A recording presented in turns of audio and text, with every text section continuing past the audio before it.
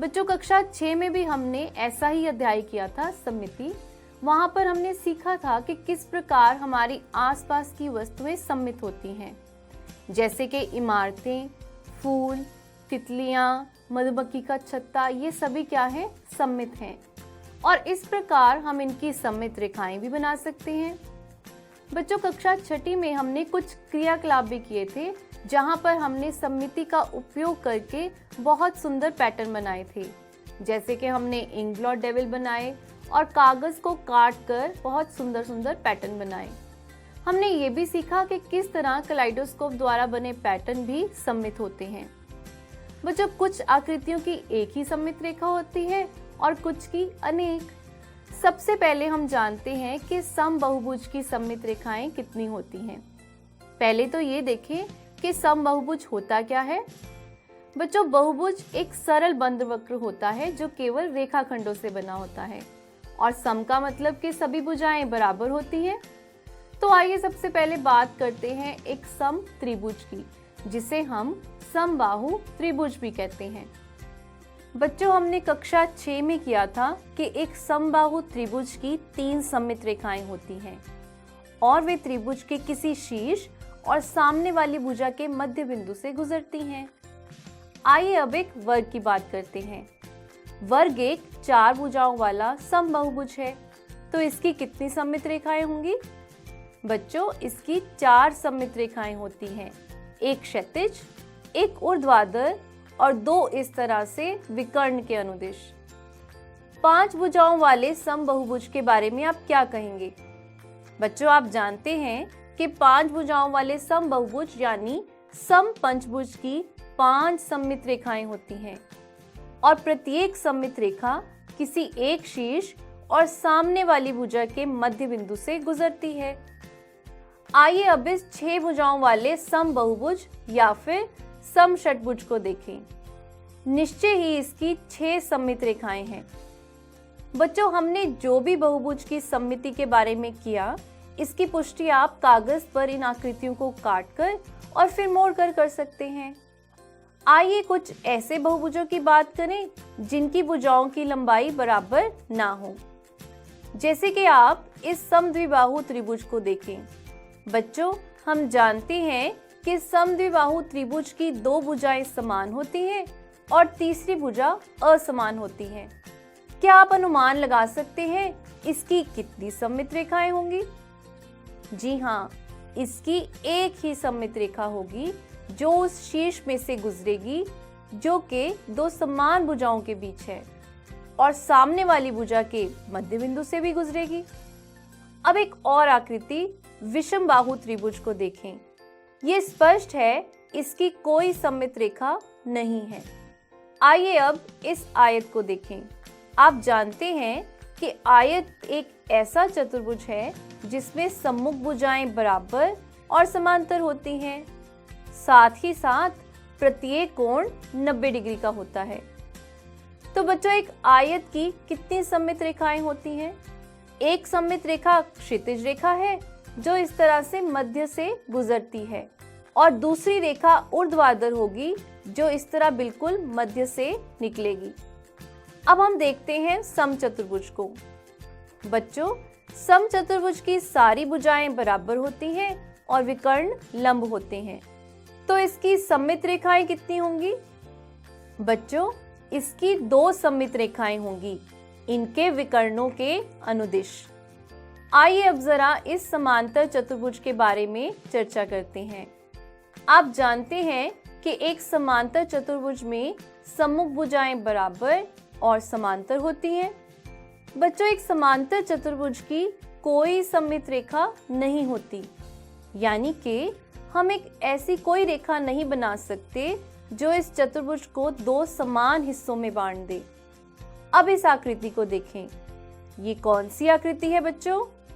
जी हाँ, आप सबको पता है ये वृत्त है। क्या आप इसकी सम्मित रेखा बना सकते हैं? एक बच्चे ने ऐसे एक ऊर्ध्वाधर रेखा बनाई जो केंद्र से गुजर रही है। निश्चय ही ये वृत्त को 2 बराबर हिस्सों में बांट रही है। एक और सम्मित रेखा कुछ ऐसे भी हो सकती है, क्षैतिज। और केंद्र से गुजरती हुई। ये भी तो वृत्त को दो बराबर हिस्सों में बांट रही है। क्या आप और भी सममित रेखाएं बना सकते हैं? अगर आप विचार करेंगे तो आप देखेंगे कि एक वृत्त की अपरिमित रूप से अनेक सममित रेखाएं होती हैं जो केंद्र में से गुजरती हों। बच्चों, क्या हम एक समद्विबाहु त्रिभुज की सममित रेखाओं को कोई विशेष नाम दे सकते हैं? बच्चों, एक समद्विबाहु त्रिभुज की सममित रेखा कुछ इस तरह से हो सकती है, जो त्रिभुज के किसी शीर्ष को सामने वाली भुजा के मध्य बिंदु से मिलाती हो। तो इसे त्रिभुज का माध्यक कहा जा सकता है। आइए अब हम वृत्त की बात करते हैं। एक वृत्त की सममित रेखा को हम व्यास कह सकते हैं। बच्चों, क्या आप इस आकृति में विभिन्न सममित रेखाओं की पहचान कर सकते हैं? आइए इसकी सममित रेखा बनाएं।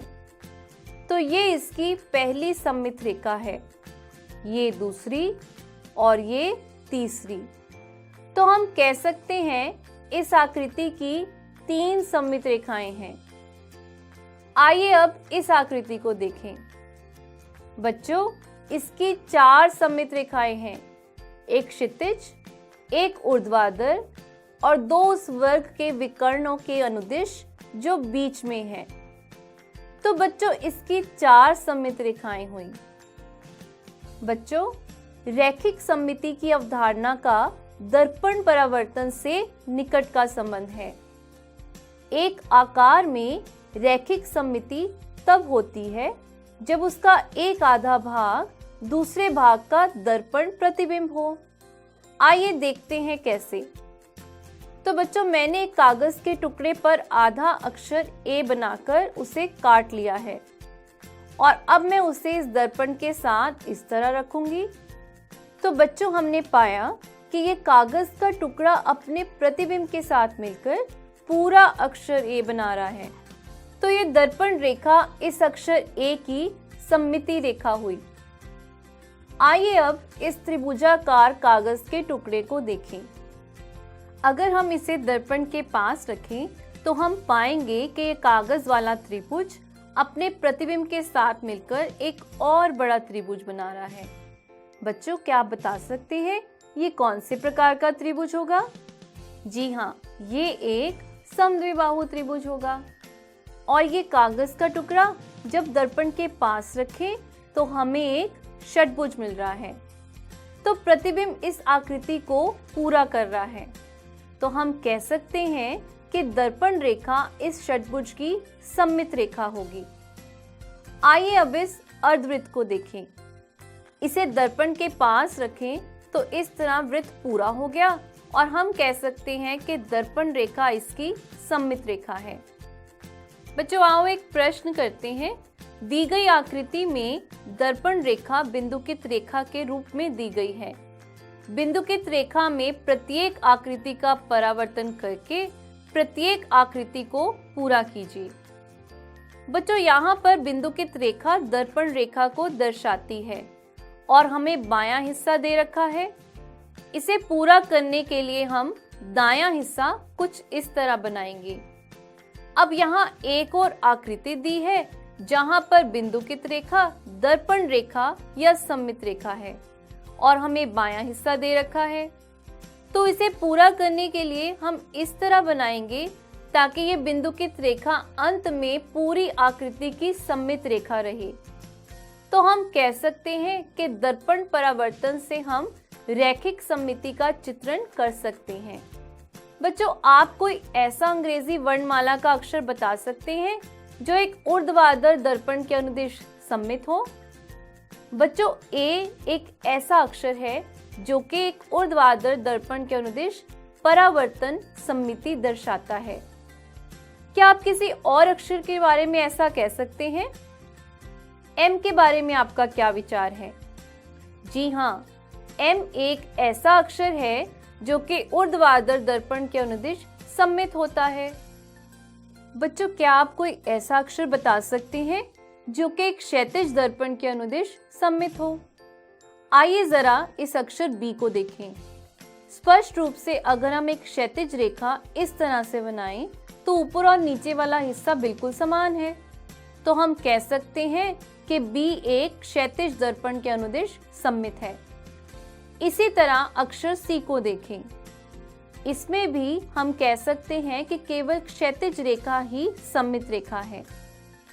बच्चों, क्या कोई ऐसा अक्षर है जो ऊर्ध्वाधर और क्षैतिज दोनों ही दर्पण रेखाओं के अनुदिश सममित हो?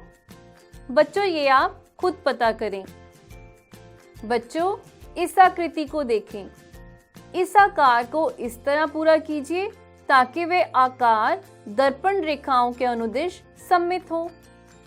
तो बच्चों, आपको बाईं तरफ से आकृति दिख रही है और दो बिंदुकित रेखाएं भी हैं, जो कि अंत में बनने वाली आकृति की सममित रेखाएं होंगी।